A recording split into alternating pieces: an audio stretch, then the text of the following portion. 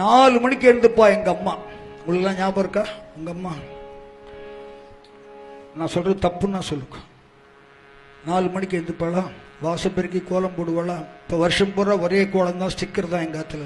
வருஷத்துக்கு ஒரு எங்காத்துல, உங்களை பத்தி நான் சொல்லல, கோலம் போடுற வேலையே கிடையாது. ஒரே ஸ்டிக்கர்ல ஜென்மா பூரா ஓட்டிட்டோம் நாங்க.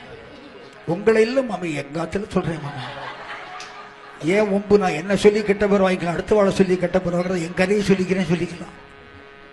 4 மணிக்கு எழுந்துப்பா, வாசம் பெருக்குவா, கோலம் போடுவா, தோட்டத்தில் போய் பாலை கறந்துவா. 5:30 மணிக்கு காப்பி கொட்டையை குர்ன்னு அந்த ஃபில்டரை போட்டு காப்பி கொட்டையை வறுத்து அரைச்சி 6 மணிக்கு டிகாஷனை போட்டு 6:30 மணிக்கு நமக்கெல்லாம் காப்பியை கொடுத்து 7:30 மணிக்கு குழந்தைகளுக்கெல்லாம் டிஃபனை பண்ணி ஸ்கூலுக்கு அனுப்பிச்சுட்டு 8:09 மணிக்கு பிள்ளை மாட்டு பண்ணி சாதம் பண்ணி ஆபீஸ் அனுப்பிச்சுட்டு 10:11 மணிக்கு மாமியார் மாமனார் சாதம் போட்டுட்டு 11:30 மணிக்கு ஆத்துக்கார சாதம் போட்டுட்டு 12 மணிக்கு என்ன மீந்திருக்கோ அதை மட்டும் ஒரு பேலால மொத்தமா கொட்டி உருட்டி சாப்பிட்டுட்டு போருன்னு உட்காண்டவதான் நம்ம அம்மா.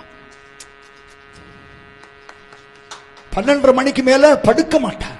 அத்தனை பேர் கைட்டி போட்ட துணி அவதான் மாங்குன்னு தைப்பா. 9 கஜம் புடவை, 8 முழம் வேட்டி அத்தனையும் அவளே தோச்சி கல்லுல மாங்குன்னு தோச்சி மாடியில கொண்டு உணர்த்தி காய போட்டு 4 மணிக்கு எடுத்துன்னு வருவா. நடுவுல வெயில் வேஸ்டா போகுதுன்ட்டு எல்லவடா வடுமாங்க ஆவக்கா எல்லாருக்கும் அவளே பைத்தியம் மாதிரி பண்ணி கீழே வந்து பருப்பொடி தேங்காய் பொடி எல்லாத்தையும் அவளே அரைச்சி 4:30 மணிக்கு மாமியார் 2வது காப்பி கேட்ட உடனே 2வது காப்பியை கலந்து கொடுத்து 5 மணிக்கெல்லாம் குழந்தைய ஸ்கூல்ல வந்து சொல்லிட்டு சீடை இந்த பிஸ்கட் இருக்கு இல்லையா, உப்பு பிஸ்கட்டு, அந்த சின்ன இதெல்லாம் கிடையாது. இப்போ எங்காத்துலாம் சின்னதாக பண்ணுவா. பிஸ்கட் மாதிரி இருக்கும், உப்பு பிஸ்கட்டு, திதி பிஸ்கட்டு, முறுக்கு, ஓம்பொடி எல்லாம் அவளே கையால் பிழிந்து 5:30 மணிக்கு நமக்கெல்லாம் ஸ்நாக்ஸ் கொடுத்து திருப்பி 7 மணிக்கு ராத்திரி ஒரே ஒரு கரமேது ஒரு ரசஞ்சாதமாவது எல்லாத்தையும் உட்காந்து வச்சு கையில் போட்டுட்டு 8:30 மணிக்கெல்லாம் நம்மளை படுக்க விட்டுட்டு 9:30 மணிக்கு பைத்திய மாதிரி அன்னன்னை அன்னன்னைக்கே தேய்ச்சி சமய கட்ட அலம்பி விட்டு சமய மேடையை துடைச்சி கோலம் போட்டு நம்ம அம்மா படுக்க வரும்போது ராத்திரி மணி 11:30. திருப்பி 4 மணிக்கு எழுந்துப்பா. No casual leave, no medical leave, no privilege leave, no LFC, no STC. ஏதோ ஆண்டவனா பார்த்து 3 நாள் லீவ் கொடுத்தாங்க. எங்க அம்மா பழிச்சான். இல்லைன்னா எங்க அம்மா ஜென்மா புற செத்து சுண்ணாம்பு. இந்த அம்மாவுக்கு பேரு ஹவுஸ் ஒய்ஃப், ஹோம் மேக்கர்.